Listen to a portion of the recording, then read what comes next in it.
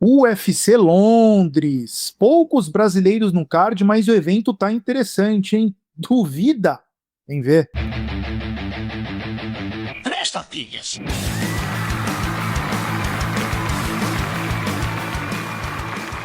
Cavaleiros e Brutamontes, donzelas e desdonzeladas. Hoje é quinta-feira, logo estou aqui pisando no octagon de 3 tapinhas. Eu, Fabiano Rampazzo, ao lado dos meus monstros sagrados, Igor Meloto e João Menegali Barbie. Daqui a pouco eles aparecem por aí para responder a pergunta do malvado. Este evento, né? Leon Edwards, zebra contra Sean Brady. Jan Blachowicz, zebra contra Carlos Huber.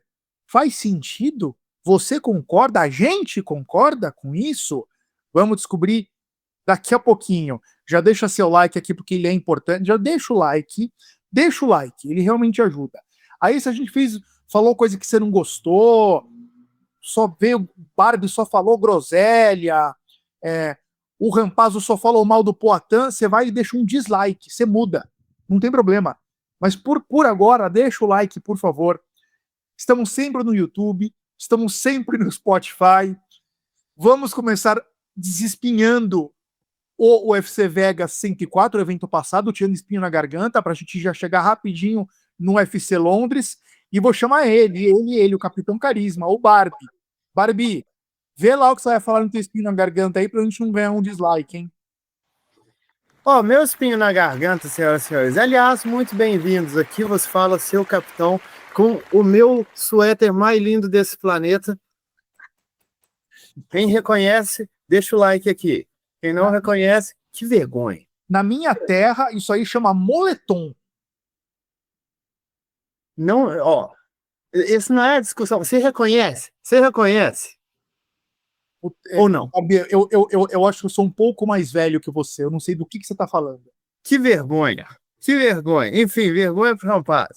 Ok, deixando isso de lado, vamos falar de coisa séria aqui, porque o que aconteceu é que eu falei na semana passada, card ruim, muita luta desnivelada. Aí o que acontece no sábado é que tem 40 nocautes, finalizações diferentes, e até o próprio UFC, a conta do UFC no Twitter estava postando, tirando onda. Vocês falaram que o cara estava fraco, mas teve 9 nocautes. Mas é claro que teve 9 nocautes. Era justamente essa questão do card ser fraco, as lutas não estavam competitivas, não era luta de alto nível. Você me coloca um amador, um estreante contra um cara já consagrado dentro do evento. A primeira luta, bicho, a primeira luta, as duas lutadoras tinham combinado uma coisa de 12 lutas profissionais, combinadas. Sabe, a Judice tem 5 lutas profissionais. Eu acho muito doido que a perspectiva entra nessa, tipo assim, como eu me diverti, o casamento era bom, a luta era boa, fez sentido. Não é isso, galera. A gente está falando aqui de nível. E se o UFC está querendo entregar esse produto,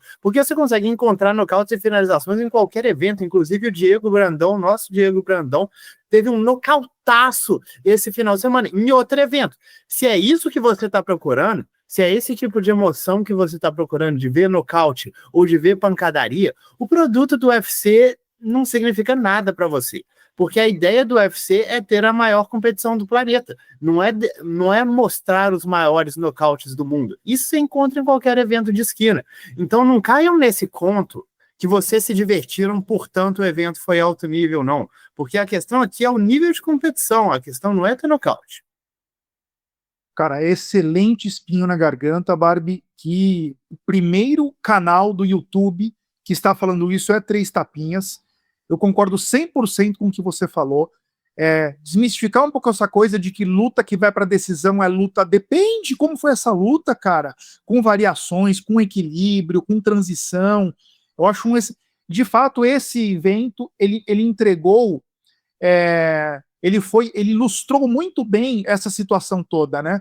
Porque teve 9 interrupções por via rápida e saiu todo mundo falando que foi um evento espetacular por causa disso.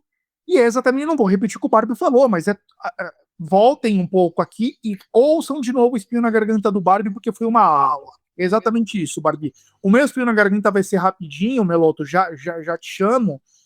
Que cara, fiquei triste pela Rondinha, pela Stephanie Luciano. enfim, gosto muito dela em todos os sentidos. Meu coração bate mais forte, entendedores entenderão. Mas eu acho ela uma lutadora competente em todas as áreas e ela perdeu a luta. E perdeu mesmo.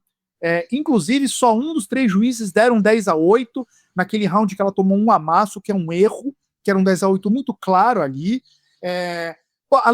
Caberia um empate ou caberia a derrota para a Rondinha. A vitória dela é impossível. Então tá muito justo. Eu fiquei muito triste porque eu não sei o que faltou ali. Alguma coisa, talvez numa defesa de quedas, melhorar isso, mas é uma lutadora que eu pessoalmente gosto e fiquei triste com a derrota. Melô, seja bem-vindo, MMA Melô, tô aqui em 3 tapinhas. Qual o teu espinho na garganta do evento passado? Só complementando o que o Barbie falou, se tiver um top 10 das melhores lutas da história, maioria foi pra decisão, viu? Maioria foi pra decisão. Exato. Bom, o meu espinho eu quero... Pô, não sei se eu vou ser meio imediatista aqui, mas o que esse moleque tá me mostrando é coisa pra isso mesmo. Quem vai parar o André Mascote no UFC, hein? Aliás, alguém vai parar esse cara? O que eu tô vendo dele, já com a idade que ele tem, 26 anos, invicto, né, no MMA, nunca perdeu, no UFC tá 4-0 já. Pra quem não lembra, é o rapaz que recebeu aquela mordida, né? E Aquela luta ele tava perdendo, hein? E aí diz muito também sobre o adversário, viu? O Igor Severino é bom, um cara muito bom. Mas eu acho que ele ia acabar virando ali, eu acho que o próprio Igor, um dos fatores da mordida, eu acho que era isso. A questão que já tava meio que virando um pouquinho. Mas assim, cara, que striker, cara, me lembra o José Aldo, velho. Me lembra o José Aldo. Tá me chamando muita atenção. É claro que o nível que ele tá enfrentando agora é muito menor do que ele vai enfrentar daqui pra frente, mas eu nunca tinha visto o Daniel Barês passar aquele aperto lá que ele passou em todas as lutas que eu vi dele. E, cara, eu tô cravando aqui, tá?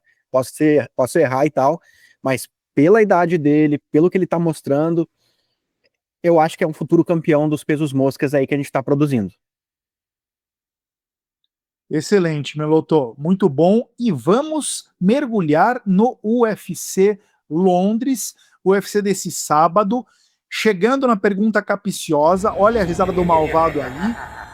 Ô, Barbie, quero saber o seguinte, cara. Tirando o Leon Edwards, qual desses lutadores ingleses do card tem mais chance de vestir o cinturão do UFC um dia?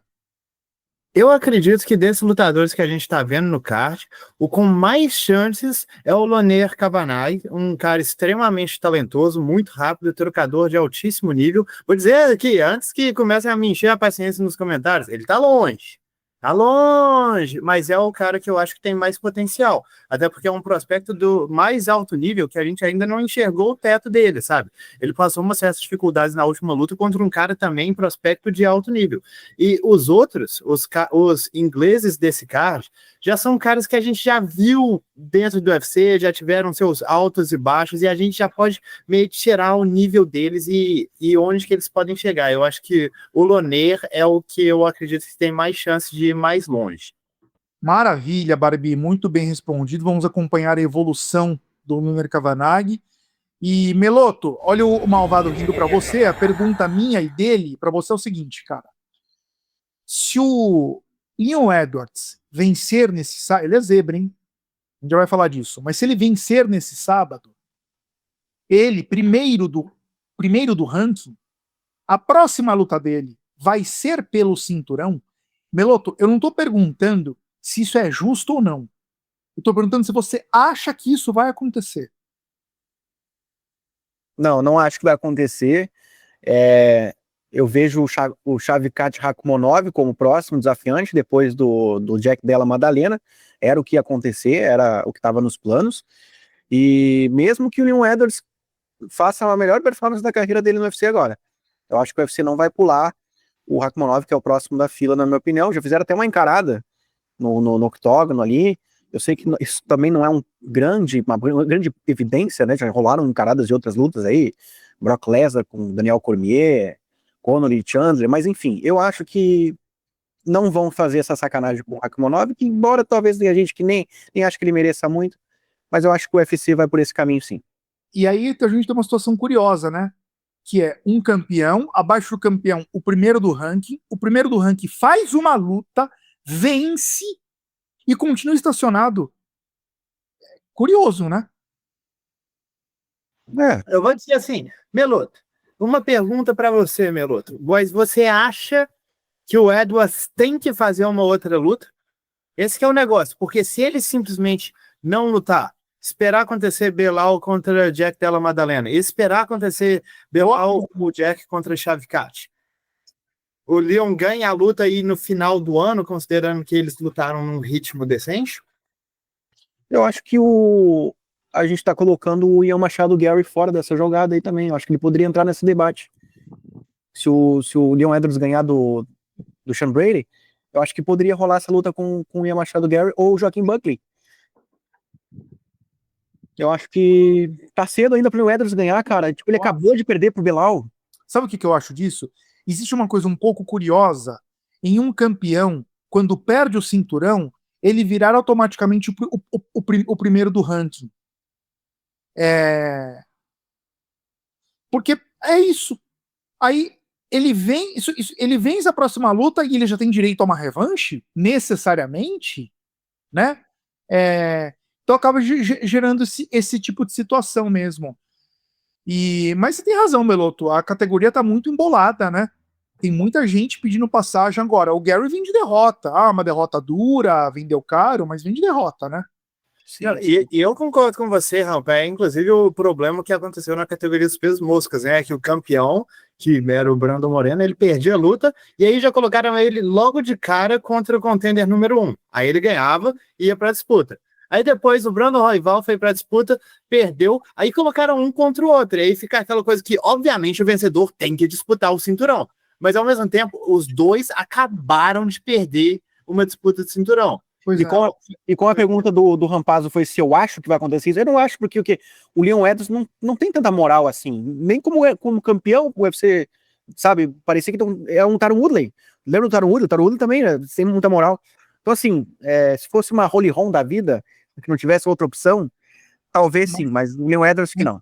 Mas veja que a minha pergunta não é se ele vai ser se ele vencer essa luta, ele vai ser o próximo a disputar o cinturão? Não foi essa a minha pergunta. A minha pergunta é se a próxima luta dele seria pelo cinturão. Aí o Barbie veio e falou: ele não pode sentar na janela e esperar o Rakhmonov ver o que acontece e pegar a próxima luta pelo cinturão? Essa foi a minha pergunta.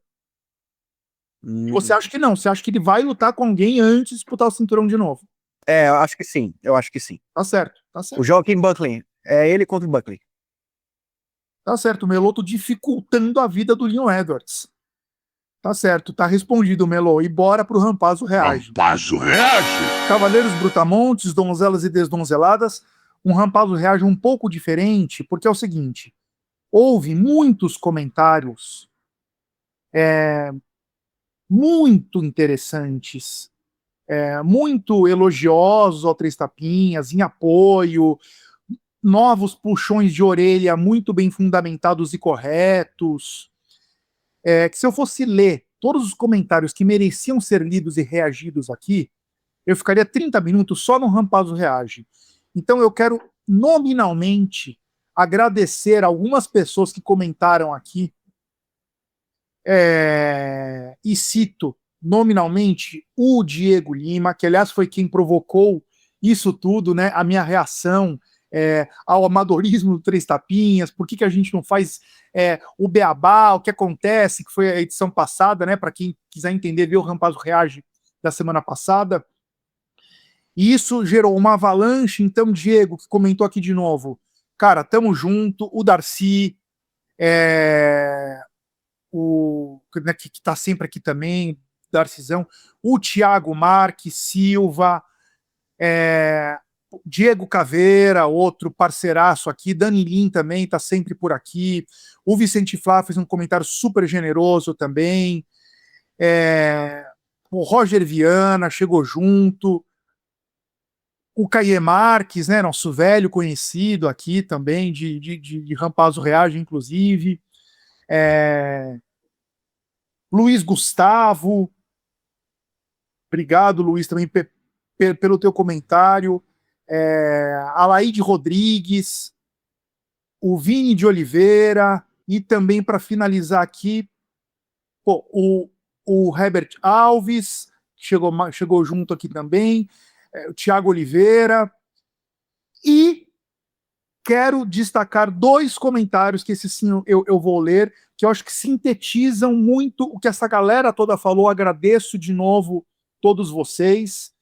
E vou ler 2 comentários que eu acho que sintetizam bem. O primeiro do Cabrales.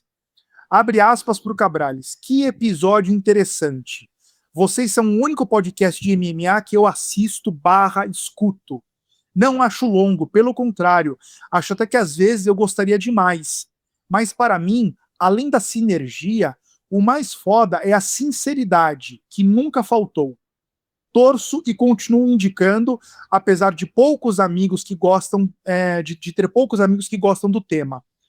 Vocês fazem a minha quinta, às vezes a sexta, como hoje, mais feliz. Cabrales, comentário para imprimir, enquadrar e botar na parede da sala. É isso que eu tenho a dizer. E o outro comentário que eu quis trazer, que sintetiza muito também, é do LR Chips. Esse mereceu ser lido na íntegra também. Fala, Rampa. Pô, eu assinaria um clube de membros para servir como incentivo para o canal. Acho que muitos aqui têm o mesmo pensamento. Tempo é dinheiro. Até porque, inicialmente, o dinheiro é para converter em benefícios para o canal. Sobre os cortes, acho que deveriam cogitar aceitar um trabalho voluntário dos próprios inscritos. Provavelmente muito de nós tem esse tempo livre e, por amor ao canal, poderia ajudar. Cara, eu não tenho nem roupa para reagir a um comentário desses. Eu nem sei o que dizer disso. Eu não sei o que dizer. Pedir para algum de vocês ajudarem o Meloto nessa edição, entregarem os cortes. Enfim, eu acho que vamos fazer o seguinte, Meloto, porque o RL Chips abriu uma porta aqui, enfim, vamos colocar um comentário fixado, o seu e-mail, Meloto, ou um e-mail que você queira, para alguém que quiser ajudar com o canal de qualquer forma, mandar um e-mail e aí a gente inicia uma conversa no privado aqui, com os 3 tapinhas, tá bom? É o que eu falo agora. Porque a verdade é que no momento a gente não tem. Eu acho tão. Me dá vergonha falar isso. A gente não tem braço, força, energia, nem para construir um clube de membros hoje, agora. E acho que, pessoalmente, pensando num business plan aí para lembrar do Diego Lima, nem seria o momento, né? Um clube de membros com 700 inscritos, eu acho um pouco precipitado. Talvez a coisa com os cortes seriam primeiro, né? Para conseguir passar de 1.000 inscritos e aí pensar nisso. Então, Meloto, você coloca aqui um e-mail fixado bem no comentário, ou um e-mail seu, ou um e-mail dos 3 tapinhas, a gente decide aqui nos bastidores quando terminar aqui. E quem quiser entrar em contato para ajudar o 3 tapinhas de qualquer forma, de qualquer maneira, incluindo, por favor, essa ideia dos cortes que o RL Chips deu, pô, fique à vontade. E quero agradecer mais uma vez todo mundo que comentou, todo mundo que está ouvindo essa minha explanação nesse momento, porque é algum bravo, fiel, guerreiro, guerreira que está aqui prestigiando a gente. E, cara, a verdade é que, assim, falar disso tudo não muda a realidade. A gente continua sendo um canal pequeno, a gente continua navegando no mar de amadorismo. Este episódio, por exemplo, eu vou ter que sair um pouco antes do final. Onde já se viu isso? Um episódio, um podcast em que o âncora vai embora antes do episódio terminar. Em 3 tapinhas você tem isso. Então a gente faz do jeito que dá. A outra opção, em vez de eu sair antes, eu nem teria aparecido aqui hoje, diante do compromisso que eu tenho mais tarde. Então, a verdade é que a gente tem uma entrega aqui que está longe de ser a integral, a ideal, a 100%. Sabemos disso. o que de verdade valoriza ainda mais a sua presença aqui com a gente. Eu, como consumidor de redes sociais, de canais de YouTube, de podcasts, eu sou super exigente. Se eu fosse um seguidor de Três Tapinhas, eu ia estar aqui reclamando. Juro por Deus. Eu sou um mala. Eu ia estar aqui reclamando. Então você que reclama, que se sente um pouco incomodado com esse amadorismo, cara, eu te entendo. Eu te entendo. E obrigado por ainda estar aqui. Porque, feita todas as meia-culpas, a gente sabe que a gente é foda mesmo. Né? Somos o melhor podcast de MMA do Brasil. Né? O melhor e o menor. Mas somos as duas coisas. Obrigado por estar aqui com a gente.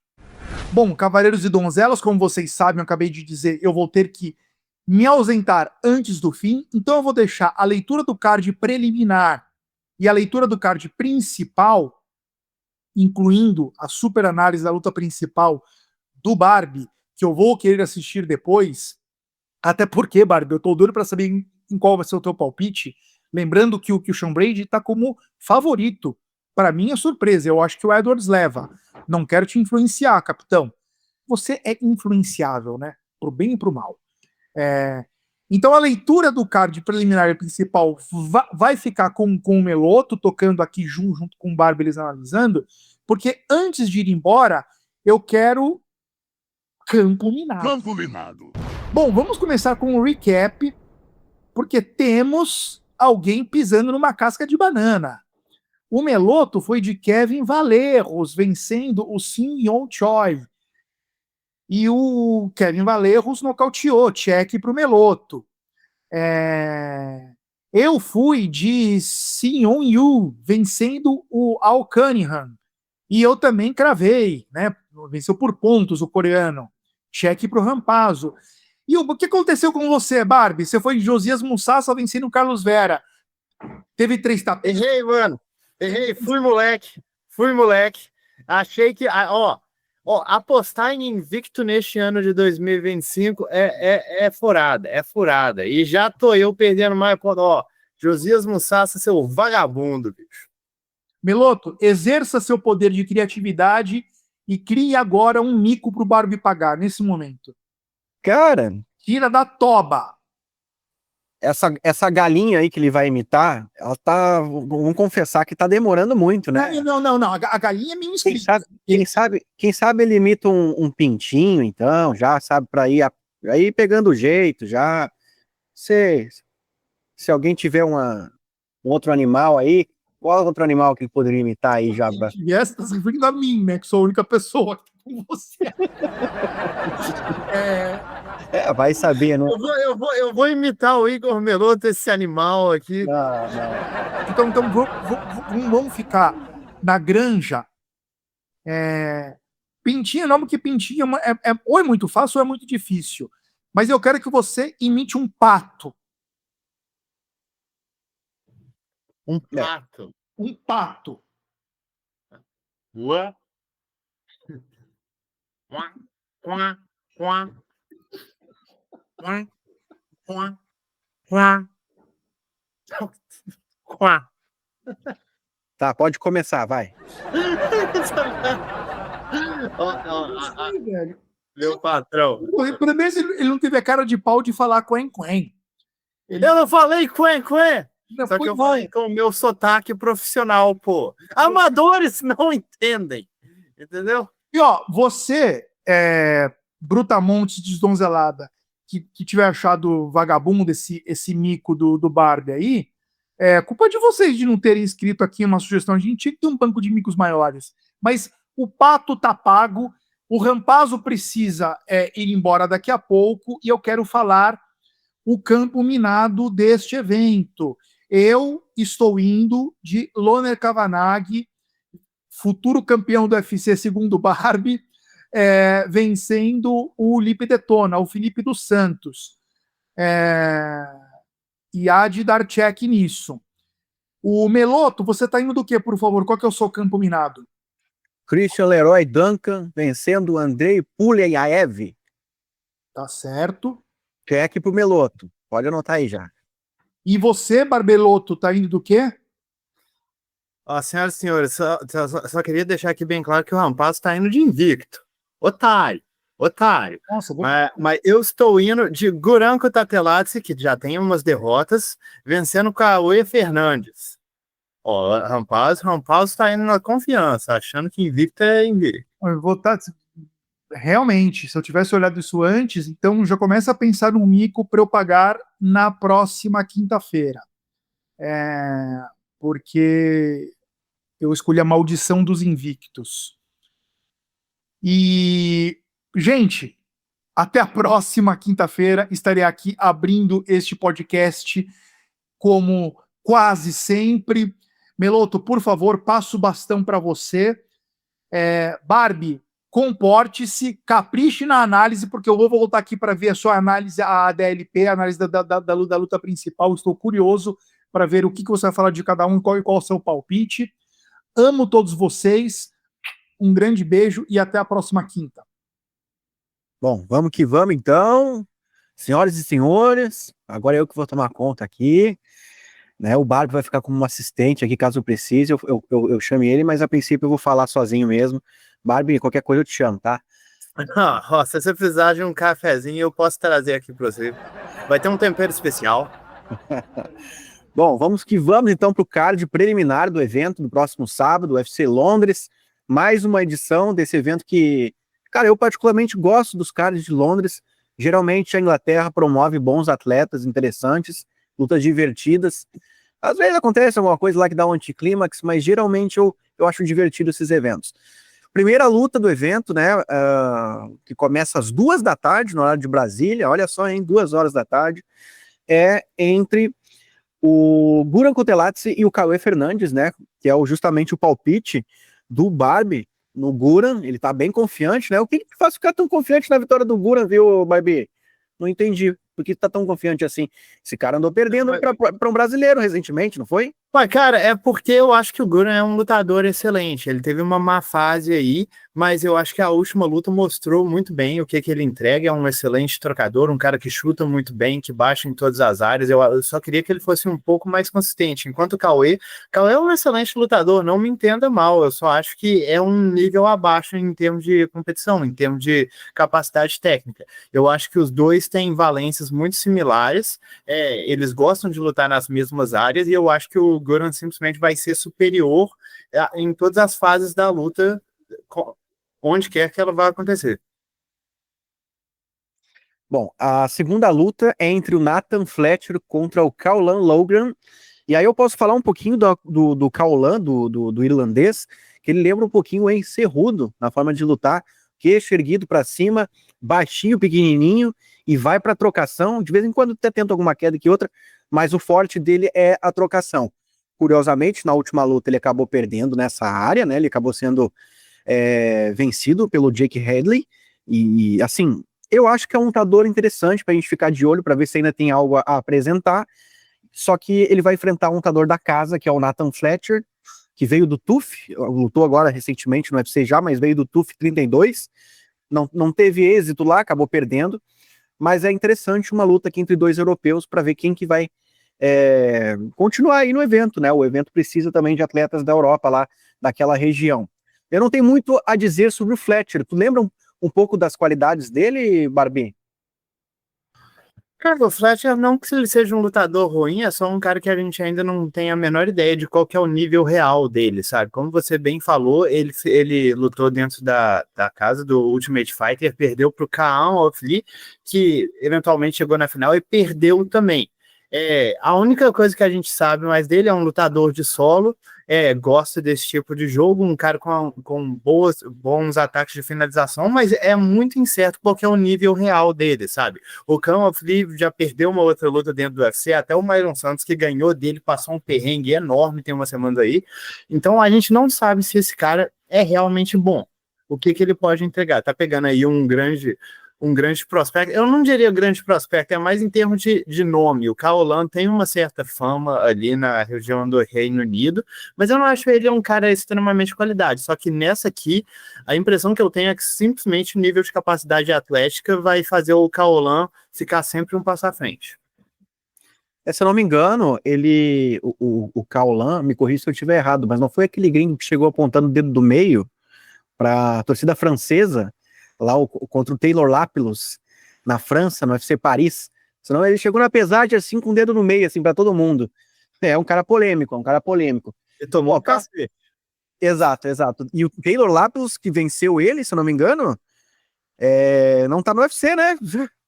Foi demitido não. recentemente. Recentemente, não entendi o motivo, mas enfim. A luta seguinte, daí é entre a Shauna Bannon contra a Pooja Tomar, uma luta feminina, a Shauna irlandesa, né, e a Pooja uma indiana, se eu não me engano a primeira indiana da história do UFC, pelo menos a venceu uma luta, porque eu não lembro de outra, e assim, aqui é uma luta que eu considero a Shauna melhor, em pé, ela me chama até a atenção, ela tem algumas qualidades ali, tecnicamente falando, ela tem golpes ali que são plásticos, e eu acho bonito o jeito que ela luta em pé, ela se destaca nesse quesito. E a Pooja Tomar, o retrospecto dela é muito negativo. Ela foi no One Championship, né, para quem não sabe, teve 3 derrotas lá. O One, que é uma organização que preza pelo MMA asiático, lá aquela região lá, até da Índia também, ela acabou não sendo aproveitada, acabou sendo dispensada, então isso depõe muito contra ela, né? Ela que tá no UFC agora tá 1-0, chegou a vencer a luta de estreia dela, mas aqui eu vou com a Shanna Bowler, eu acho que é uma atleta melhor tecnicamente. Concorda, Barbie? Concordo plenamente, para ser sincero. A única luta que eu vi a Pooja tomar dentro do evento, eu achei inclusive que ela perdeu, saiu com uma decisão extremamente contestada ali. Essa luta aqui, eu acredito que o nível não seja muito alto. Como você falou, eu acho que a Shanna vai ter uma facilidade melhor na trocação, acho que tem os golpes mais plásticos e ela acho que ela tá aprendendo conforme ela desempenha dentro do evento também, porque a única derrota dela foi para Bruna Brasil, que tá melhorando vertiginosamente, sabe? Eu acho que tem uma pessoa que claramente mais talentosa do que a outra, e é assim que eu espero que a luta vá, mas essa é uma luta de nível bem baixo. Pois é, e para alegria do Conor McGregor, né? Se a Shanna vencer. Depois a gente vai ter uma luta entre o Chris Leroy Duncan, que daí tá o meu palpite com mais convicção nesse evento dos que sobraram, né? Ele vai enfrentar o Andrei Puraev, que eu confesso que não conheço muito, mas eu tô indo um pouco pelo retrospecto do cartel do russo. O Puraev foi nocauteado em 2023, numa luta fora do UFC, né? Ele tá fazendo a estreia dele no evento agora. E então, cara, contra um cara com muito poder de nocaute, que é o Duncan, eu pelo menos vejo isso, não me traz confiança. Então eu vou com o Duncan, é um striker, desculpa, habilidoso. As maiores vitórias dele foram por nocaute na carreira, ele tem 10 vitórias, sendo apenas 2 que não foram por nocaute. Então, aqui eu tô indo com o inglês, vencendo o russo. Não sei se tu concorda também, Barbie, mas o meu palpite seria esse. Eu quero ver muito mais ainda do russo no UFC. Acaba que assim, eu concordo com você, eu acho que o Christian Leroy Duncan é o melhor lutador entre eles,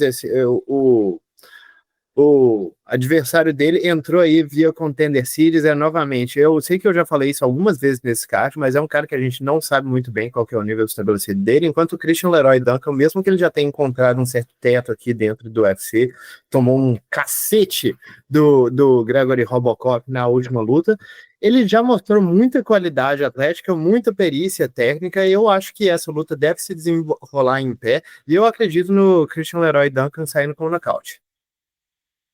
O retrospecto do russo também, a maioria das vitórias dele é por nocaute também, o que supõe que ele é um cara que aceita a troca, né? Aceita aquele jogo de egos ali na trocação em pé. Bom, a luta seguinte é entre o Marcin Tybura contra o Mick Parkin. Aqui a gente tem uma primeira luta, pelo menos na teoria, né, em nível mais alto, que é 2 ranqueados dos pesos pesados, que hoje é uma categoria que carece realmente de um nível melhor, mas é o que temos para o momento, e o Marcin Tybura é o 8º do ranking, contra o Parkin, que é o 13º. Aqui uma luta bem estilo europeu mesmo, para colocar num card como esse, né? O Parkin hoje é um dos principais representantes do país, da Inglaterra, no UFC, nos pesados, e vai pegar o Tybura, que já tem um caminho aí longo no UFC, já é um veterano praticamente. O favorito é o Tybura, justamente por essa experiência, é um cara que tem uma habilidade de levar a luta para o solo muito notável isso, é muito notório isso. Então eu concordo que ele é o favorito mesmo para essa luta. O Parkin, eu acho que ele é mais habilidoso em pé, mas não sei se ele vai conseguir manter essa luta em pé. O que tu acha, Barbie? Eu honestamente tô indo aqui de Mick Parkin, eu não acho que ele seja grande coisa, mas por Deus, eu meio que já tô de saco cheio de ver o Marcin Tybura se dando bem dentro do evento, mas eu acho que é meio que isso que você falou. O Tybura tem um jogo muito consistente, ele queda os adversários, ele controla no solo, bate quando dá. Sendo na categoria dos pesos pesados, é muito raro você encontrar um cara que tem muito perícia em se levantar ou fazer inversões, sabe? Quando isso acontece, ele em geral perde a luta, e não é um cara extremamente atlético. Quando ele pega lutadores maiores, muito mais fortes ou muito mais rápidos, ele em geral perde a luta. E eu acho que essa luta aqui é muito trocador contra grappler. O Mick Parkin tem as suas habilidades no chão, mas ele é essencialmente um trocador, e não é um cara que tem grande poder de nocaute. Claro que, como todo homem de 120 quilos, ele bate pesado. Eu não quero ninguém me xingando nos comentários. Ele bate pesado, mas nada que se destaque dentro dessa categoria. Ele vai ter que dominar bem a luta para não ser amarrado pelo Tybura a longo prazo, mas eu tô acreditando no Parkin. Eu até fui conferir aqui de novo nas casas de apostas, e o Parkin que é o favorito, por leve margem, mas ele virou. Que no site do UFC as odds lá que aparecem, pelo jeito estão desatualizadas. Mas realmente é um confronto de estilos aqui, né? E o Parkin tá invicto, 4-0 no UFC, então acho que isso aí também pesa um pouquinho para esse favoritismo. Bom, depois a gente tem a luta entre o Loner Kavanagh contra o Felipe dos Santos, né? O Felipe detona. O Kavanagh também uma joia que eu sou aí um embaixador aí do cara. Eu acho que ele é muito bom, tem muito potencial, peso mosca, que provavelmente vai brigar pelo título futuramente. Ele é muito jovem e chama muita atenção pelo estilo explosivo dele, atlético, bate rápido, nocauteou o Wen Hu Tu, se eu não me engano, o nome do rapaz, no Contender Series, que ali era um duelo para ver quem ia entrar no UFC, e os dois eram muito cheios de potencial, e aí acabou ele entrando, né? Na última luta dele, que foi a estreia no UFC, eu acho que ele deixou um pouquinho a desejar. Teve um momento ali que ele quase perdeu, mas ainda assim eu boto muita fé nele, então eu concordo contigo, Barbie, que eu acho que é tua convicção também, né? Apesar que ele tá invicto, né? Muita calma nessa hora. Mas o Lipe Detona, eu acho que ainda não tá no nível dele, né? O que tu acha, Barbie? Cara, o Lipe Detona é um lutador extremamente clássico, chute boxe, andar pra frente, trocar porrada, fazer seu melhor, sangue, sangue, sangue, sangue. Isso aqui, eu nem digo isso por detrimento dele, mas acaba sendo um pouco, sabe? Porque é verdade que esse estilo de luta permite que ele consiga dar lutas duras para caras tecnicamente muito superiores a eles. Por exemplo, ele estreou no UFC lutando contra o Manel Kape, e ele entregou uma luta muito mais dura do que ele tinha direito, sabe? Porque é um cara muito tenaz, é um cara que tem muito queixo, muito cardio, muito volume.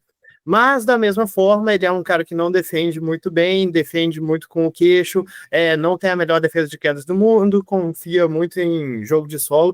Então, essa luta, ele tá lutando contra um cara que é meio que o contrário disso, sabe? O Loner Kavanagh é um cara com extrema perícia técnica e muita velocidade.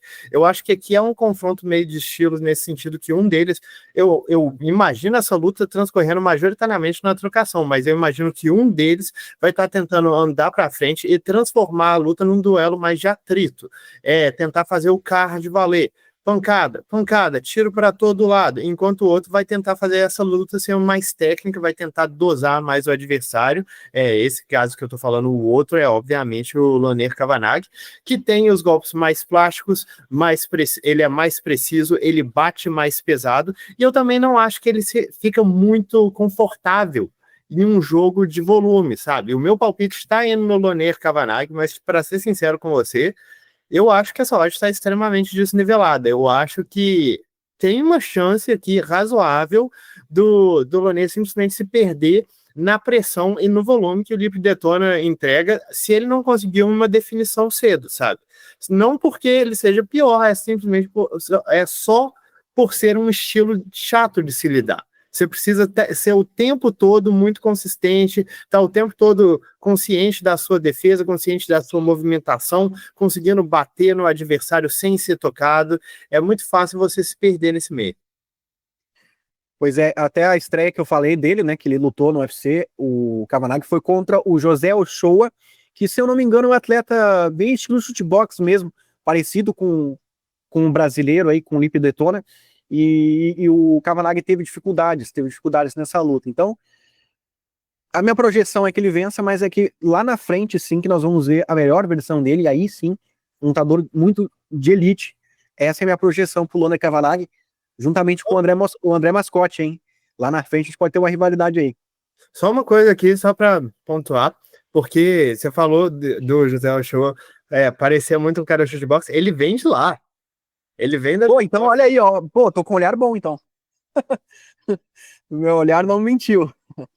Pois então, a próxima luta, daí pra fechar o card preliminar, é o Jay Hilbert contra o Chris Padilha. E aí nós temos um homem que deu um knockdown no Ilha Topuria, hein, Barbie? Cara, Jay Herbert, de fato, como você falou, ele não só deu knockdown, mas ele deu uma luta extremamente chata pro Topuria, que é a luta que eu uso de exemplo até hoje, como que você não pode simplesmente subir de categoria e pensar, tudo vai dar certo. Tudo vai dar certo, porque você está enfrentando caras mais altos, mais longos, e o Jay Herbert é um cara muito alto e muito longo. O jogo dele é bem basicão nesse aspecto, tanto que é engraçado você ver quando ele enfrenta lutadores que conseguem emparelhar em termos de tamanho com ele. Ele tem problemas, sabe? O histórico dele dentro do UFC não é dos melhores. Ele perde uma, ganha outra, perde uma, ganha outra, perde uma, ganha outra. No geral, ele perde para adversários que conseguem limitar essa vantagem de altura e envergadura que ele tem. E o jogo dele é simplista, é jab direto, às vezes um chute alto, às vezes uma joelhada. É um cara que realmente tenta maximizar aí essa vantagem física que ele tem, e ele tá enfrentando o Chris Padilha, que tá vindo de um dos nocautes mais interessantes que eu vi nos últimos tempos, só vai ter uma desvantagem meio bizarra de altura e envergadura, sabe? É uma diferença de mais de 10 centímetros para ambos, e o Chris Padilha foi muito azarão nas duas lutas que ele fez dentro do evento, ele ganhou as duas, uma por finalização, a outra por nocaute, e esse nocaute veio de uma cotovelada tão precisa, cara, foi uma das coisas mais lindas que eu vi nos tempos recentes. Mas assim, eu ainda acho que essa é uma luta extremamente complicada para ele, sabe? Eu acho que a estratégia aqui pro Chris Padilha é se jogar nas pernas do Jay Herbert, tentar dominar a luta no solo, mas o meu palpite aqui tá indo no Jay Herbert, a não ser que ele queira realmente manter essa proporção de vitória e derrota, porque ele tá vindo de uma vitória, tem que perder agora. O curioso do Padilha é que ele conseguiu entrar no UFC, assim, com um retrospecto bem questionável, né? Ele tava 4-4 antes de entrar no evento, nas últimas 8 lutas, né, que antecederam a entrada dele no UFC. Mas é isso aí. Bom, aí agora a gente vai pro card principal, que tá previsto para começar às 17 horas no horário de Brasília, e a primeira luta daí seria entre o Nathaniel Wood, né, o Nathan Wood, contra o Morgan Charrier. E aí nós temos dois pesos penas, né? O Wood, um cara bem atlético, explosivo. Eu gosto de ver as lutas dele. Eu acho que ele tem potencial para dar um bom entretenimento, mas também é um cara muito inconstante no evento. Assim como o Herbert lá, ganha uma, ganha duas, mas aí logo na sequência perde. Assim, eu achei que ele ia mais longe do que ele realmente demonstra. E agora ele vem de vitória, né? Contra o Daniel Pineda. E, bom, vai pegar o Morgan Charrier, que é um lutador que eu não esperava que entrasse no UFC e tivesse muito sucesso, mas estava fazendo lutas duras aí contra o Chapo Mariscal, por exemplo. Fez uma luta dura com o cara, perdeu pro cara na decisão dividida, mas fez uma luta dura. E nas outras lutas ele venceu de forma fácil, eu até diria. Será que ele vai vencer o Nathaniel Wood agora de forma fácil? Me parece ser um grande teste para ele. Lutaça, lutaça, uma das lutas que eu tô mais ansioso para assistir. Dois lutadores, trocadores de alto nível. O Nathaniel Wood, um cara extremamente técnico, excelentes chutes baixos, ótimas combinações de boxe, movimentação de cabeça. O único problema que eu tenho com o Nathaniel Wood é a falta de atividade. Ele fez uma luta em 2024, tá vindo fazer a primeira agora em 2025, e eu fico, pô, bicho, você tá desperdiçando a sua carreira. Ele subiu de categoria para os pesos penas, e definitivamente realmente ele ganhou muito em termos de poder de nocaute, mas ele perdeu muito em termos de velocidade, que era um diferencial dele. Do outro lado, a gente tem o Charrier, que, bicho, ele é extremamente rápido, ele ataca muito com chutes, ele, principalmente no corpo, é uma arma que ele traz, que não é muito normal da gente ver dentro do evento. A última vitória dele foi em cima do Gabriel Miranda, foi um nocaute assustador, assim, o Gabriel meio que virou de costas, tomou um gancho de esquerda monstruoso. Como você falou, são dois lutadores de alto nível, a luta vai se desenrolar na trocação, eu acho que vai ser um duelo muito de atrito em questão de qual deles vai danificar o outro primeiro com chutes. Eu acredito que o Nathaniel Wood tem os melhores fundamentos de boxe aqui entre os dois, ele movimenta melhor a cabeça, ele coloca as combinações melhor, mas eu fico me perguntando se o poder que o Morgan Charrier traz não vai compensar esse tipo de coisa. Ele também, tipo, não por muito, mas ele é um cara maior, ele parece ser mais forte fisicamente. O Nathaniel Wood, eu não sei se ele conseguiu subir de categoria da forma mais correta possível. Eu tô dando aqui, eu sei que eu acho, né? Eu acho que o Charrier é favorito para essa luta, mas o meu palpite vai no Nathaniel Wood. Eu acho que ele é um cara mais completo, eu acho que ele tem mais nuances no jogo dele, e a não ser que o poder do Charrier comece a contar muito cedo, eu acho que o Nathaniel Wood consegue vencer esse duelo de atrito, consegue machucar a perna dele com chutes baixos, eventualmente, talvez, inclusive, fazer um wrestling contar, e ele tem um jogo de chão de altíssima qualidade. O Morgan, para quem não sabe, né, o Morgan Charrier, ele, em algum momento ali da carreira dele, antes de entrar no UFC, ele estava sendo muito comparado com o Perry Pimblett, era meio que chamado de Perry Pimblett francês, porque ele tinha muita torcida, assim, muita gente pedia para ele entrar no UFC, e aí parecia que era aquela coisa assim, mais midiática do que realmente nível, porque ele tinha muitas derrotas antes de entrar no evento ali. E eu até fui checar essas derrotas que ele teve, né? E era decisão majoritária pro adversário. E olha só, essa derrota por decisão majoritária contra o Paul Hughes, que hoje tá se destacando no Bellator. Então, assim, foi uma derrota assim que não depõe muito contra ele. Aí a anterior era uma derrota por decisão dividida contra o Jordan Vucenic, que hoje está no evento. Aí depois teve uma outra decisão majoritária. Aí duas decisões majoritárias a mais depois. Então, assim, é um cara que as últimas derrotas dele não têm sido claras. Umas 5, pelo menos, assim, as últimas 5 não foram claras. Então, mostra que é um cara que não é fácil vencer ele mesmo, né? Bom, depois a gente vai ter uma luta, daí vai ser entre o Jordan Vucenic, que era justamente um dos caras que eu tava falando, do cartel do Morgan Charrier, contra o Chris Duncan. No site do UFC tá apontando um favoritismo bem grande pro Vucenic, mas eu vou checar isso aqui agora. Enquanto isso, pode ir falando dessa luta aí, Barbie. São dois caras parecidos, né?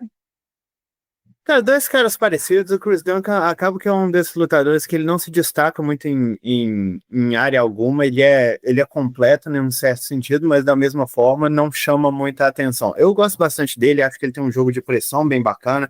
Gosto da forma que ele corta espaço do adversário, que ele trabalha o chute na grade quando o oponente tenta sair. Ele também pode quedar, trabalhar o ground and pound, ele vem evoluindo. O Jordan Vucenic já é um cara bem mais estabelecido dentro do meio do MMA no geral, é um cara com uma trocação muito boa, é um cara também com um jogo muito sólido de solo, já foi campeão em outros eventos, chegou aí no UFC com muito hype, lutou com o Goran Kutateladze mesmo, se eu não me engano, e inclusive perdeu uma decisão. Tipo assim, foi uma luta duríssima, sabe? Ele fez o Kutateladze passar um inferno no primeiro round. Chegou muito perto de uma definição, acabou tomando uma virada, mas como você estava falando aqui, eu acho que as derrotas do Vucenic não depõem muito contra ele. Fora uma derrota em 2018, quando ele tinha só 2 lutas profissionais, ele perdeu para o Paul Hughes, e essa luta para o Goran Kutateladze é um cara, um grappler de altíssimo nível, altíssimo nível. Eu imagino que seja do interesse do Chris Duncan manter essa luta em pé, tentar trabalhar aí a sua pressão enquanto defende quedas, tentar punir o cardio aí, que é uma área que eu acredito que o Chris Duncan tem uma certa vantagem, mas eu não sei se ele tem a defesa de quedas e a defesa de grappling para suportar a iniciativa inicial que o Vucenic traz. Tipo assim, a maior parte das lutas do Vucenic ele definiu por finalização, inclusive quando ele entrou no UFC ele estava vindo de uma sequência de 4 finalizações consecutivas, então eu acho que essa vai ser mais uma. E aí a gente já falou 2 nomes que perderam para o Paul Hughes, E o Paul Hughes, que é bom, não tá no evento, né? Poxa, o UFC moscou aí em ter perdido o Paul Hughes, hein? O Hughes tem nível para estar no UFC e olha, para brigar pelo cinturão, na minha opinião. Bom, depois a gente tem uma luta entre a Molly McCann contra a Alexia Tainara, a Alexia Burguesinha. E aqui eu posso falar mais da Molly McCann, que é quem eu conheço mais, quem eu já vi lutar com mais frequência e em um nível mais alto, obviamente, né? A Alexia tá estreando no UFC, enquanto a Molly teve lutas aí que ela conseguiu nocautes até virais, né? Dá para dizer assim. Tem se destacado quando rolam eventos na Inglaterra, quando o Perry Pimblett lutou também no mesmo card que ela, tava lá os dois lá com a torcida comemorando, né, fazendo aquela festa. Então, uma lutadora que está se destacando aí, embora a gente sabe que é bem limitada, mas ela tem ali alguns lampejos de momentos estelares, assim, dá para dizer, com, claro, não tanto exagero. E, Barbie, tu tem alguma coisa para dizer sobre a Alexia Tainara? A Molly McCann me parece ser uma lutadora de uma prateleira um pouco acima. Ou a Alexia Tainara talvez tenha, assim, café no bule? Cara, eu vou dizer que assim, essa luta é meio que chute do UFC, sabe? Porque é impossível você dizer o nível correto da Tainara. É mais uma lutadora que tá vindo aí direto de uma vitória no Contender Series, em cima de outra lutadora que tava só lutando em cenário regional, que era a Conceição, e tipo, foi uma boa vitória da Tainara. Foi uma boa vitória, mostrou perícia no wrestling, atacou bem o corpo, bons chutes na perna também, fez tudo decentemente, mas aí eu fico sem saber qual que é o real nível aqui, sabe? Eles normalmente colocam essa luta da Molly McCann na Inglaterra, ela chama a plateia ama ela, mas ela simplesmente não é uma lutadora muito boa. Sendo bem sincero aqui, entre nós dois, nós sabemos que ela não é uma lutadora muito boa. O caminho ideal aqui contra a Molly McCann sempre foi jogo de chão. Eu não sei quão adepta desse tipo de jogo a Tainara é. Eu já vi ela quedando e controlando, mas ela pareceu muito mais disposta a ficar na trincação. E nessa área ela vai ter que se valer aí da vantagem de altura, envergadura, controlar a distância, que não é uma tarefa das mais difíceis, mas novamente, eu nunca vi a Tainara atuando em um nível que eu pudesse dizer, então ela consegue fazer isso. A impressão que dá é tipo assim, você pega todas as lutas que ela já fez, eu posso tirar algumas coisas em relação às habilidades dela, mas é meio que chute prever o teto dela, sabe? Essa luta vai nos dizer muito. Na última luta da Molly McCann, ela era bem favorita contra uma brasileira, que era a Bruna Brasil, e acabou perdendo, acabou sucumbindo. E nessa luta agora que ela do UFC Londres, a Tainara tá pegando a luta substituindo a Stella Nunes, que era para ser adversária original da McCann, e aí teve problemas com visto e não conseguiu estar presente nesse evento. Mas vamos ver, né? Vamos ver do que é capaz a Alexia. E a luta seguinte, aí o caldo engrossa, aí acho que vai chamar bem atenção esse confronto. Gunnar Nelson contra Kevin Rowland. Gunnar Nelson não morreu. Ele está vivo, galera, e está lutando ainda, e vai estar no card do próximo sábado. E nas casas de apostas, pelo que eu tenho visto aqui, o pessoal está acreditando nele, hein? Será que ele vai botar o Kevin Rowland para baixo e finalizar, como às vezes tem acontecido aí com o Kevin Rowland? O que tu acha, Barbie? Cara, eu amo o Gunnar, desde que ele estreou no UFC, sempre foi meu garoto, sempre curti muito ver as lutas dele, mas, cara, a inatividade dele é uma parada braba demais, né? Foram 3 anos parado, voltou em 2022, fez uma luta, ficou mais 1 ano parado, voltou em 2023, e agora ficou mais 2 anos parado, cara. Essa vai ser a terceira luta dele em 6 anos, quase. É uma parada muito bizarra. Ele perdeu o áudio inteiro dele ficando parado, ficando interrompido. E, para ser sincero, eu não consigo confiar muito nisso, não, sabe? O Gunnar sempre foi um cara que teve certos problemas de cardio. Eu acho que muito dessa luta aqui recai nessa questão dele conseguir uma queda fácil ou não. Porque o Gunnar em pé, ele é um cara muito karateca num sentido tão tanto do bom quanto do ruim, porque ele não é um cara que trabalha com volume, ele tem bons chutes, mas ele fica muito esperando o momento preciso, e você ficar esperando o momento preciso contra um cara que tem o volume, a distância, a envergadura, a resiliência que tem o Kevin Rowland, eu não acho que seja uma boa ideia. Essa é daquela luta que, tipo assim, é Kevin Rowland, cara. Tudo que eu falar aqui é chute. Não tem como. Não tem como. É Kevin Rowland, cara. Mas eu acredito que para essa luta, se o Gunnar não conseguir uma queda e um domínio bem perto do início aí, eu acho que as pancadas vão se acumular em cima dele e o Kevin Holland deve vencer. Se eu tivesse que apostar, eu acho que eu iria de Kevin Holland, mas torcendo contra. Pois é, pra quem não lembra muito do Gunnar Nelson, né? Pô, esse cara aí tinha uma época que ele tinha uma aura assim de pá, quem vai vencer esse cara? Tipo, cara bom, cara, sabe? E aí nas lutas que eu via que ele fazendo assim, ele mostrava uma trocação diferenciada, uma guarda baixa, né, batia, saía, lembrava um pouco o Lyoto. Só que o grande carro-chefe dele, se eu não me engano, era o próprio Jiu-Jitsu, né? Que ele chegou a lutar no ADCC, acho que foi vice-campeão mundial de Jiu-Jitsu também.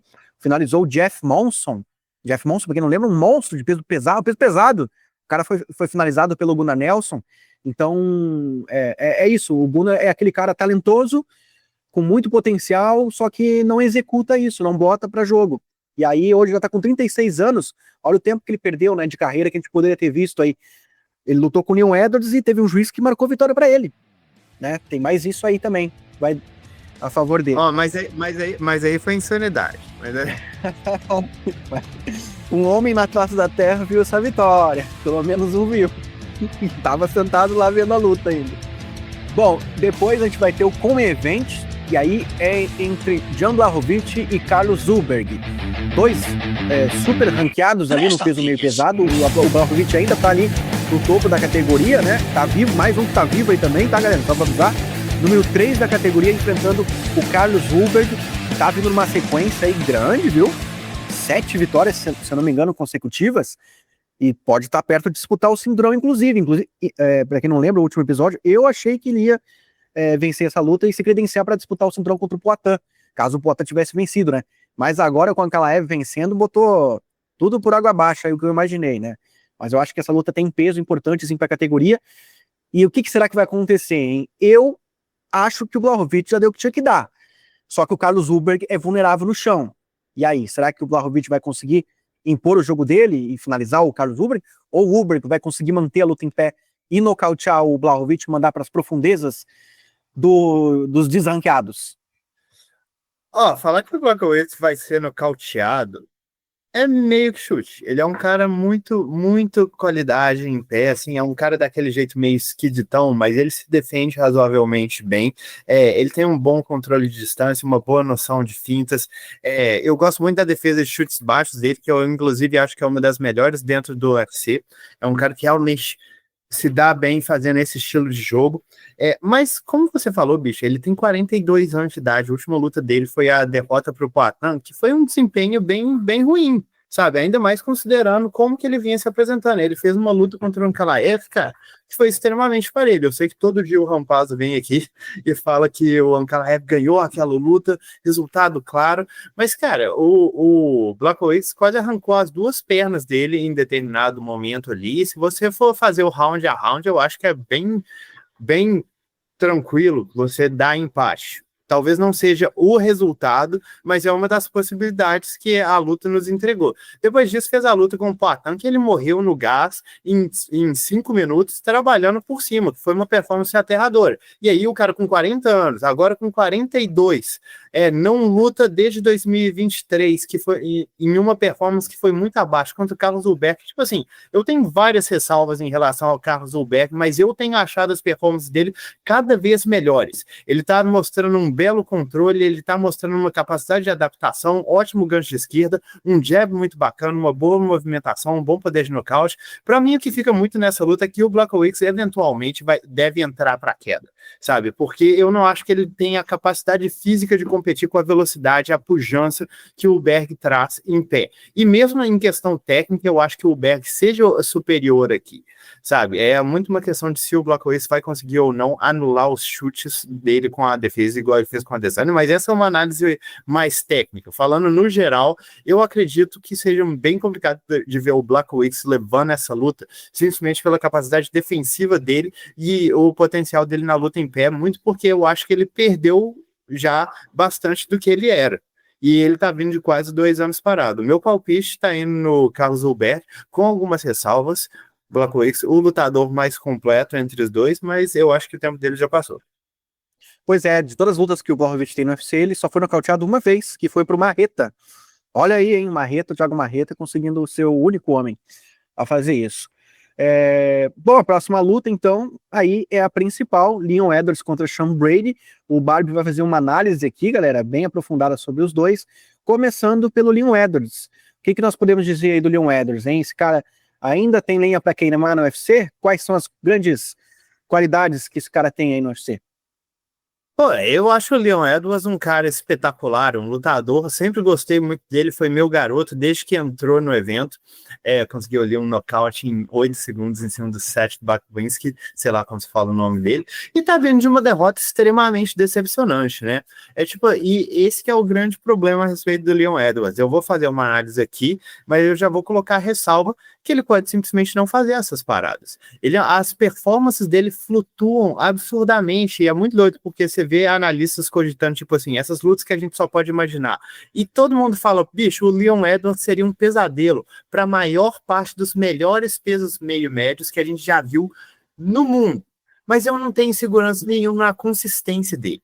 Ele pode simplesmente entrar e não executar as paradas, sabe? Mas, eu acho que ele é um dos melhores jogadores de clinch da divisão inteira, e é um cara que sabe fazer isso de uma forma muito ofensiva, consegue trabalhar pelas joelhadas, controla o posicionamento com a cabeça muito bem. Na distância, ele é um cara mais sniper, ele é um trocador, é um kickboxer, esse é o estilo dele, ele tem boas joelhadas, ele tem boas combinações, ótimos chutes altos, um cara canhoto, bom timing pro direto dele, eu gosto da forma que ele utiliza também os chutes frontais e os chutes baixos, meio que combinando esse ataque triplo, quádruplo do canhoto, o direto de esquerda, o chute baixo de esquerda, chute médio de esquerda, chute alto de esquerda. Ele faz tudo isso de forma muito...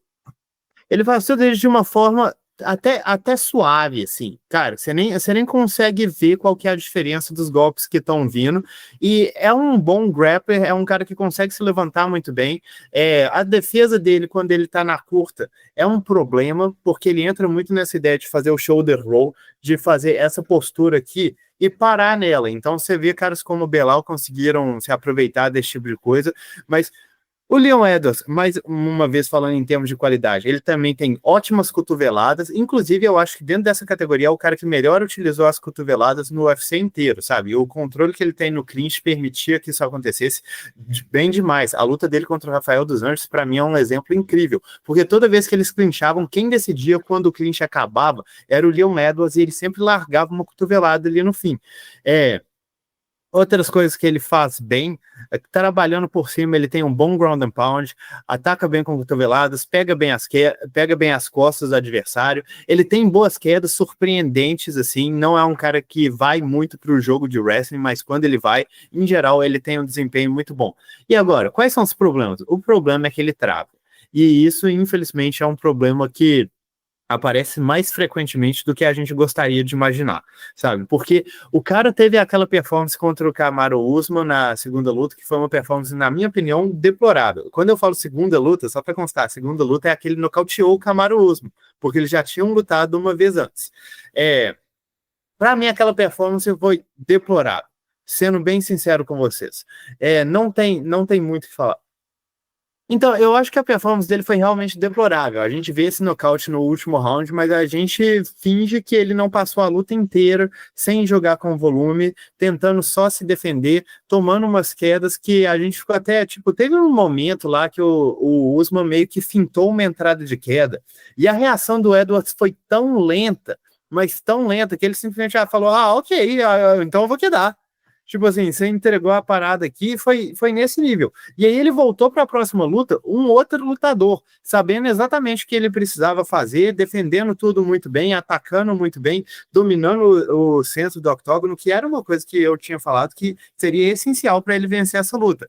Fez uma boa luta contra o Colby Covington também, mas aí chega na luta contra o Bilal Muhammad e todos esses problemas acontecem novamente. Ele se vê pressionado e a impressão que dá é que o psicológico dele morre, sabe? Ele não consegue mais se impor da mesma forma, e se impor é crucial para o jogo dele funcionar, porque se ele está deixando um adversário simplesmente soltar a mão, em cima dele, ele não tem o tempo e o espaço que ele precisa para acertar os contragolpes. Ele chuta muito bem, ele soca muito bem, mas só que ele é um cara de golpes singulares. Ele não é um cara que vai sufocar o oponente na pressão e, pelo contrário, ele é muito suscetível a ser sufocado na pressão, e a impressão que dá é que quando isso acontece, ele só vai perdendo. Aí o corner dele tem que acordar ele, e é difícil depender disso, né? Até essa luta contra o Belal Muhammad, o quinto round foi o melhor round dele. Foi o round que ele acordou, resolveu ir para a pancada, quase conseguiu um nocaute técnico. Se tivesse demorado mais 1 minuto ali, poderia ter conseguido. Mas esse é o Leon Edwards, cara. Eu gosto muito dele como lutador, acho que ele tem habilidades técnicas incríveis,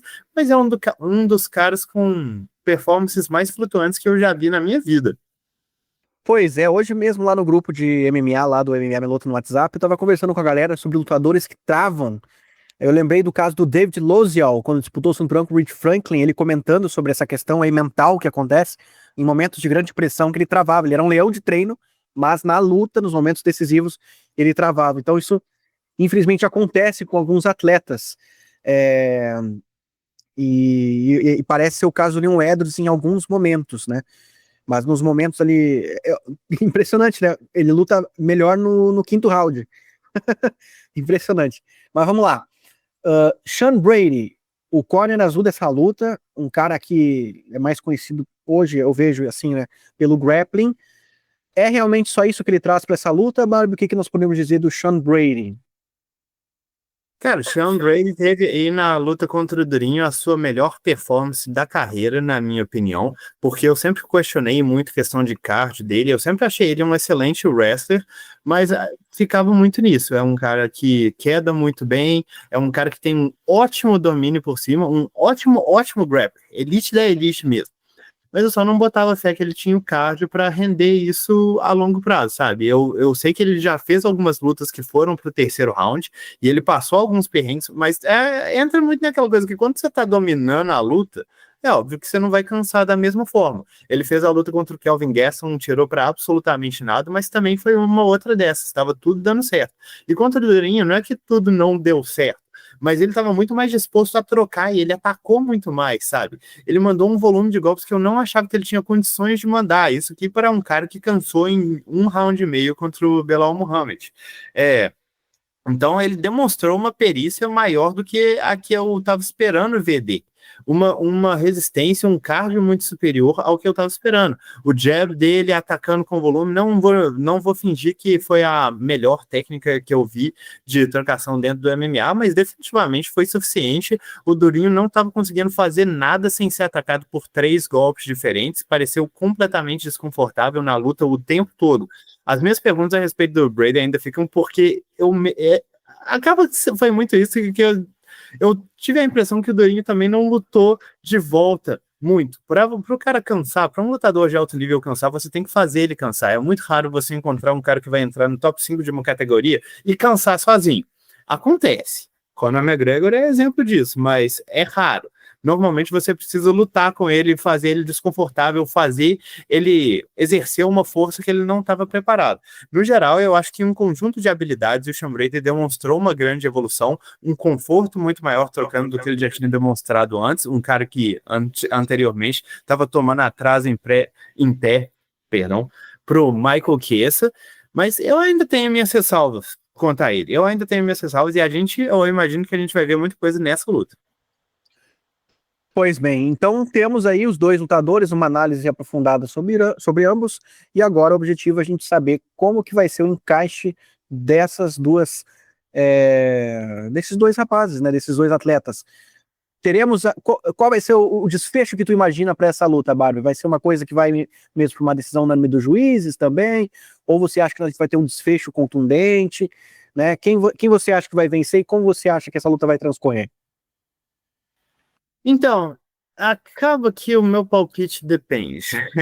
Depende do nível de performance do Edwards. Definitivamente, essa é uma luta que eu acho que se o Edwards entregar o nível de performance que ele consegue, eu acho que ele vence. Eu acho que o Sean Brady não chega aos pés de um cara como o Kamaru Usman em termos de wrestling e ataque no clinch e cardio. E o Leon Edwards foi capaz de lidar com esse cara, sabe? E o Brady, com certeza, tem mais agilidade do que o Usman e uma capacidade por cima, quando a luta chega lá, superior também, um trabalho por cima superior de grappling, mas eu acho que, em teoria, o Edwards não deveria ter que lidar com esse tipo de problema. Eu acho também que isso é muito esperançoso da minha parte, de uma certa forma, porque o Edwards, no geral, deixa os adversários entrarem nos quadris dele, e defende a queda a partir dali. Ou ele simplesmente levanta direto quando é quedado. Eu estou falando muito simplesmente, inclusive. Ou ele só levanta quando é quedado, e que também funciona, mas contra um cara com o controle posicional do Brady, isso vai ser uma parada bem importante. O que eu acho aqui é que se o Edwards conseguir encrencar no clinch essa luta, trabalhar os chutes frontais e ajoelhadas no corpo, que ele faz muitíssimo bem, e conseguir pontuar na distância, mesmo que a longo prazo, ele vai fazer o Brady não só se frustrar, mas cansar. Eu sei que eu tô batendo nessa tecla dele se cansar, mas é muito porque o confronto estilístico eu acho que favorece esse tipo de coisa se o Brady não conseguir impor o jogo dele a curto prazo, sabe? Porque ele pode atacar com volume, mas ele vai estar recebendo golpes no corpo, ele vai ter problemas em conseguir quedas a partir do clinch, ele vai ter que possivelmente quedar o Edwards repetidamente, e aí muito dessa luta vai ser a capacidade do Edwards de conseguir não perder em performance, enquanto o Brady está tentando fazer de tudo para a luta acontecer, né? Porque se a gente for pensar em comparação estilística, o que o Brady entregou na última luta contra o Durinho foi muito parecido com o que o Belal Muhammad entrega. Eu acredito que, claro que com nuances diferentes, em níveis diferentes, mas em geral a questão de você tentar encurralar o seu adversário para trabalhar um boxe com volume para depois conseguir quedas, é o jogo dos dois. O basicão é a mesma coisa. Então, vamos ver se o Edwards dessa vez vai conseguir ser capaz de lidar com esse jogo, porque a habilidade técnica ele tem, e o meu palpite tá indo nisso, mas eu não tenho como botar fé na consistência da performance dele. Realmente, não é fácil apostar no Leon Edwards, porque a gente sempre fica com essa pulga atrás da orelha, mas ao mesmo tempo também o Sean Brady, em alguns momentos, ele falhou, feio, dá para dizer que aquele nocaute que ele levou pro Belal Muhammad, né, foi ele que levou o nocaute pro Belal Muhammad, né, ou tô enganado? Foi, né? Foi ele. Tipo assim, o único nocaute que o Belal Muhammad conseguiu dentro do evento. Cara, por algum momento eu lembrei do Dariush, aí eu pensei, não, será que eu tô confundindo? Não, foi o Brady, sim.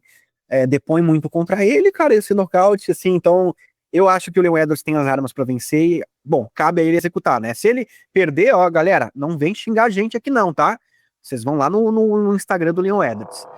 Bom, vamos então, galera, agora pro quadro Baú do Meloto, que é onde eu vou listar aqui, dessa vez, um top 10 dos maiores momentos da história dos eventos do UFC em Londres, justamente onde vai ocorrer esse evento do UFC esse próximo, para a gente relembrar aí coisas que já aconteceram lá, memoráveis, né, e ver se de repente teremos algo memorável também nesse próximo sábado.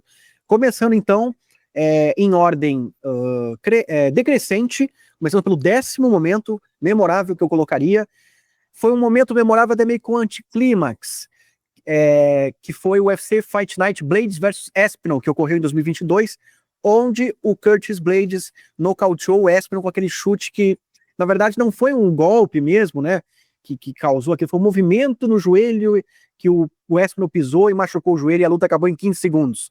Anticlímax total, mas foi memorável, né, marcou por esse momento ruim. O evento ali teve Perry Pimblett, Amore McKenna ali se destacando, levantou a galera, mas até por isso esse evento não vai ficar com uma posição muito boa. Depois a gente teve o UFC Barão versus McDonald. Em 2013, Renan Barão, campeão interino dos pesos galos, finalizando Michael McDonald numa luta dura para o brasileiro, e o brasileiro conseguiu essa vitória por finalização. No mesmo evento teve o Cub Swanson ganhando do Dustin Poirier, numa decisão unânime dos juízes. Marcou esse evento para mim, eu achei um evento interessante para a gente listar aqui, fica com essa 9ª colocação. No oitavo lugar, o UFC 120, Michael Bisping contra Yoshihiro Akiyama.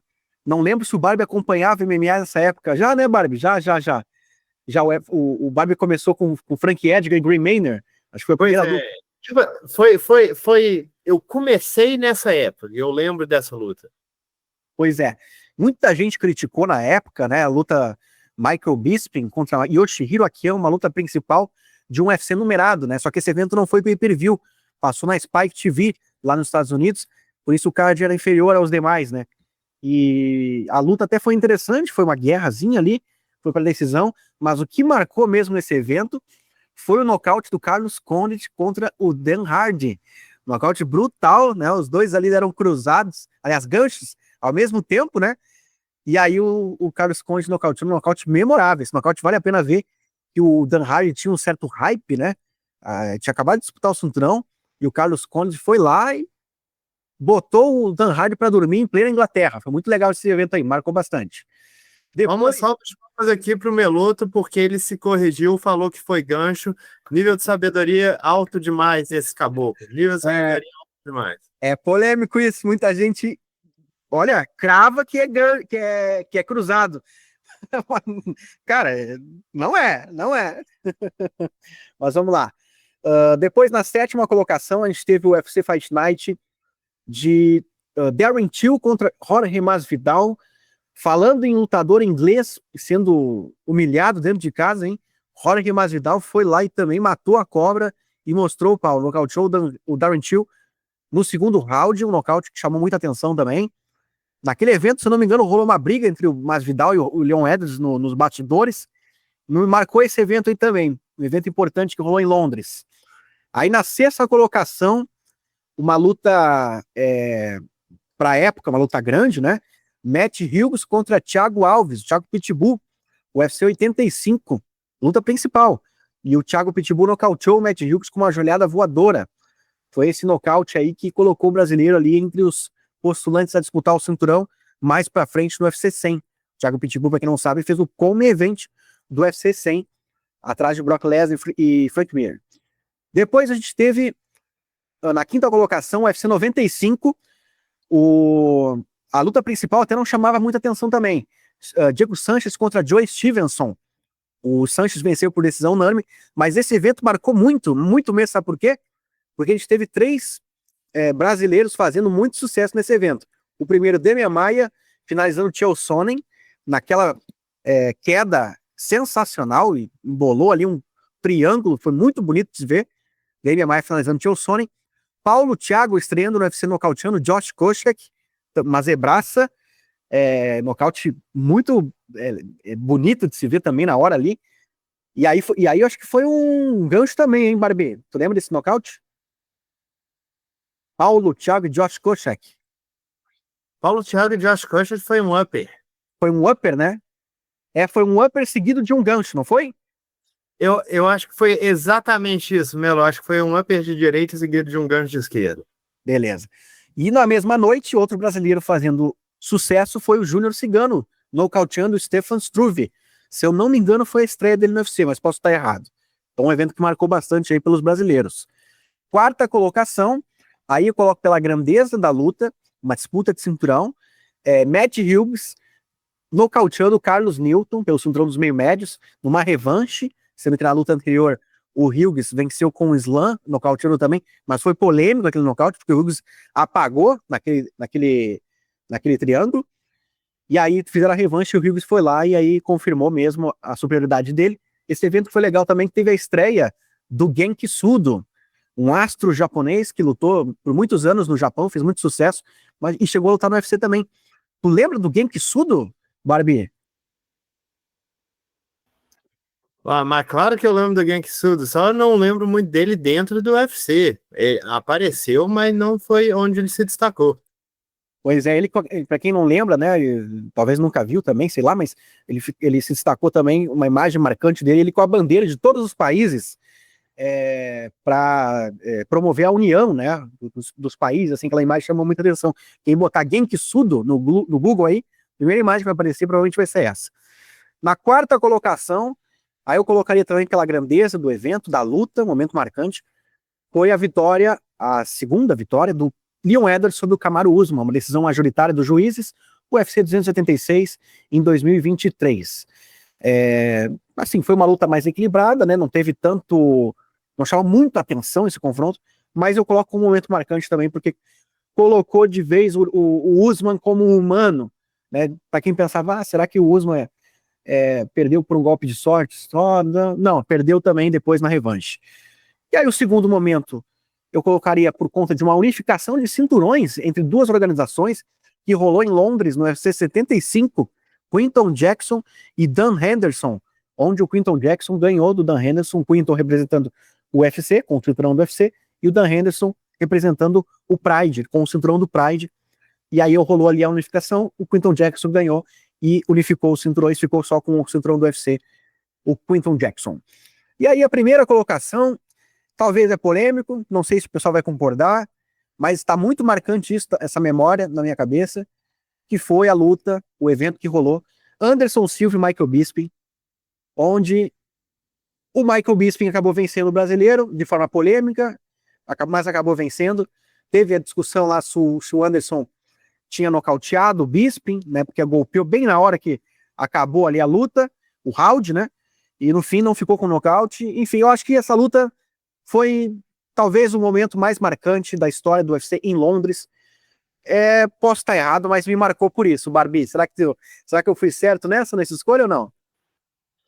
Ó, eu acho interessante que você tenha feito uma escolha, tipo assim, uma luta que não foi uma disputa ou uma conquista ou uma defesa de cinturão, mas inclusive o próprio Bisping defendeu o cinturão dele contra o Dan Henderson, mas eu acho que é uma escolha extremamente justa, dado todo o contexto que a luta teve, como que a luta transcorreu. É uma luta histórica, bicho. Até hoje tem discussão a respeito dessa luta, não só pelo nocaute, mas também pela pontuação e a forma que a luta aconteceu, com o Bisping dominando, o Anderson quase matando ele, o Bisping voltando um pouco na luta e o Anderson quase matando ele de novo no final, para enfim o Bisping ganhar junto com o público dele. Aquilo ali foi tipo assim, era um nível que ninguém esperava que o Bisping fosse alcançar na carreira dele. Eu acho que foi um momento enorme para a Inglaterra dentro do MMA.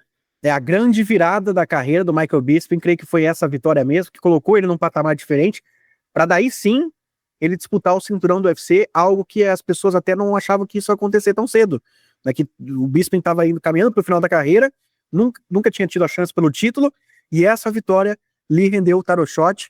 Até não era uma oficialização desse tarot shot, ele acabou disputando o cinturão por outras circunstâncias, né? O Chris Weidman se machucou naquele evento que ele ia fazer a revanche contra o Luke Rockhold, entrou o Bisping no lugar, mas graças a essa vitória. Então, realmente, para mim, é esse momento mais marcante, até porque a luta foi muito boa, muito divertida. Pois bem, galera, então agora vamos para o encerramento do nosso podcast. Temos aí, então, os tapinhas de despedida para dar. Começo, então, por você, Barbie. Você tá feliz ou você tá com ódio aí? Me fale. Peraí que este aqui é o momento que a gente tem que olhar nos olhos do nosso público e falar assim, venha aqui comigo, com o seu capitão, porque a gente precisa ter uma conversa séria. E eu sei que eu já falei disso hoje. Eu tô falando aqui de nível. O meu tapa vai na cara do olheiro do UFC. E quando eu tô dizendo de olheiro do UFC, eu não entendo como é que funciona a parada do Contender Series. Eu não entendo de onde esses lutadores surgem. E eu acho muito doido como que o UFC quer convencer alguns dos caras mais talentosos do planeta a também passarem pelo Contender Series. Aí o que acontece é essa chuva de invictos que tá morrendo dentro do evento. Porque ou eles contratam uns caras extremamente crus, não preparados, ou eles contratam um cara que só tem cartel pra chamar atenção. Tipo, esse casaco que tomou um cacete pro Brandon Ribeiro. E assim, eu vou dizer assim, vou ser bem sincero com vocês, o Brandon Ribeiro melhorou muito. Foi uma ótima performance dele. Mas se você é um invicto com 10 vitórias, entra no UFC para não bater o peso e ser dominado daquela forma em todas as áreas por um lutador como o Brandon, que sejamos sinceros que até semana passada a gente ainda estava cogitando o que ele estava fazendo dentro do evento. Hoje ele já apresentou um nível técnico que eu acho que ele merece estar lá. Mas para você ser dominado por um cara que a gente nem sabia o que estava fazendo dentro do evento, o seu cartel é só enganoso, é só engano. E quem está contratando esses caras, bicho? Como que o UFC está escolhendo esses caras? É por isso que o nível hoje está tão fora de mão. Ninguém sabe mais o que... Tipo, a coisa que mais me enerva hoje é quando tem gente me falar, esse cara não é nível UFC, maluco. Todo mundo é nível UFC hoje, praticamente, porque tem um monte de caras dentro do evento que não deveriam estar lá. Esse é o nível UFC. Se tem um lutador dentro do UFC, ele está no nível UFC nesse sentido, sabe? Se um cara consegue ganhar uma luta dentro do evento, ele é nível do UFC. Então, como você quer me falar, é porque existe um certo nível de qualidade. O UFC baixou tanto a média que agora eu já acho que tem caras lá que, assim, tem muita gente lá que é nível regional. Enquanto isso, eles estão deixando caras muito bons, como a gente já mencionou aqui várias vezes, o Paul Hughes, por exemplo, escaparem para as organizações porque eles não queriam passar pelos Contender Series para ganhar 10 mil por luta, já tendo feito um nome extremamente consagrado fora do UFC. Então, pelo amor de Deus, o olheiro do UFC tapa na cara, vagabundo, tá fazendo um mau trabalho. Chama seu capitão que eu resolvo, hein? É, Sean Shelby e Nick Maynard, ó, o homem tá furioso aí, hein? Pois bem, o meu tapa de despedida, primeiro eu falo do Rampazzo aqui, porque ele no fim não falou, né? Ele ia dar nas costas do Rafael Fiziev por descer pro peso pena. E, pô, também eu abraço esse coro aí. O que tu acha disso, Baril? O Rafael Fiziev no peso pena? Acho que tá na hora mesmo dele mudar de ares, né? Cara, eu tô curioso a respeito dessa descida, sabe? Porque, tipo assim, o problema do Fiziev nunca foi uma questão muito física. Tipo, ele não é um peso leve grande, mas eu nunca senti nas lutas dele, ó, ele é claramente mais fraco do que o adversário, claramente mais leve do que o adversário. Ele tava mudando, e o problema pra ele foi sempre que ele bate tão pesado que ele cansa a si mesmo. E eu não sei se esse é o tipo de coisa que melhora baixando a categoria, não, viu? Eu tô com a sensação que essa pode ser uma má ideia, mas vamos ver. A ver, vamos aguardar. Pois bem, o meu tapa de despedida, ele vai na cara dos haters de Jalin Turner. Jalin Turner, infelizmente, se aposentou do MMA aos 29 anos. Recentemente estava ranqueado aí, acabou perdendo algumas lutas e saiu do ranking dos pesos leves. Convenhamos, uma grande conquista, né? Tu ser um top 15 dos pesos leves. E ele mostrava potencial, mostrava que poderia ir mais além. Algumas derrotas dele ali foram por pouco, foram por detalhe. E assim, qual que é por que eu tô dando tapa na cara dos haters? Porque tudo leva a crer que foram eles que geraram esse efeito borboleta para a aposentadoria do Turner. O Turner deu uma entrevista ontem para o Ariel Helwani dizendo que teve muito conflito depois do nocaute dele sobre o Bob Green, ou King Green, porque a comunidade do MMA, né, ficou questionando ele muito, né, dizendo, por que você não parou de bater nele? Né? E ele falou assim, cara, o juiz não parou a luta.